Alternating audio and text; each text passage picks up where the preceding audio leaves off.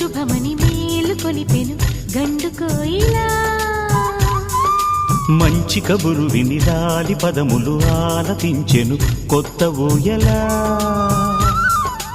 ఇంతలో కల పండగ, ఇంటిలో తొలి పండుగ.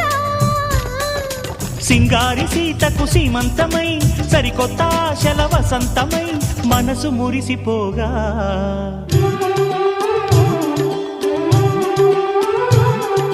మావి చిగురు తిని నీకు శుభమని మేలు కొలిపెను గండు కోయిలా.